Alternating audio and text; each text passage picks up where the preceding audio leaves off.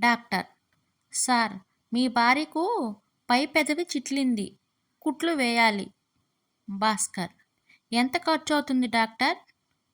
Doctor: సుమారు 4000 అవ్వచ్చు. భాస్కర్: 10,000 తీసుకోండి డాక్టర్. ఆమెకి ఏదో ఒకటి చెప్పి 2 పెదవులు కలిపి కుట్టేయండి. రోజు ఆమె సాధింపులు తట్టుకోలేకపోతున్నాను.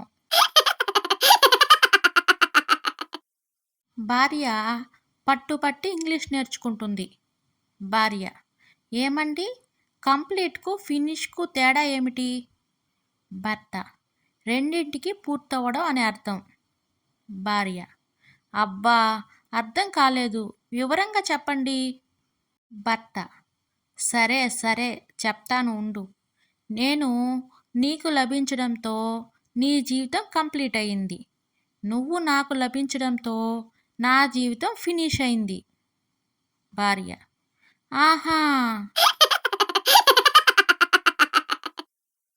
డాక్టర్: మీ దగ్గర చాలా మంచి ఆసుపత్రులు ఉన్నాయి కదా, మరి మీ భార్య రెండో కాన్పు కోసం హైదరాబాద్ నుంచి ఢిల్లీ వరకు వచ్చారు ఎందుకు? రామయ్య: మరేం లేదు డాక్టర్ గారు, మొదటి కాన్పుకి ఆసుపత్రికి వెళ్ళినప్పుడు అక్కడ డాక్టర్ గారు బిడ్డకు మధ్య దూరం పాటించమని చెప్పారు. అందుకే ఇక్కడికి తీసుకొచ్చా. శిష్యుడు: గురువుగారు, మనిషి జీవితంలో దేనికోసం ఎక్కువగా బాధపడతాడు?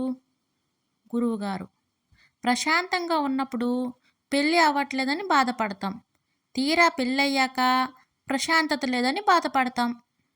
శిష్యుడు: ఒక సందేహం గురువుగారు. గురువుగారు: ఏంటి శిష్య? శిష్యుడు: ఇంతకీ ఆ ప్రశాంత ఎవరండి? చాలామంది తల్లుల మనోగతం.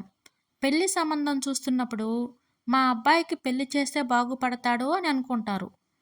పెళ్లి చేసిన తర్వాత మా వాడు పెళ్ళి అవ్వకముందు చాలా మంచోడు, కానీ పెళ్ళయ్యాకే పూర్తిగా మారిపోయాడు అనుకుంటారు.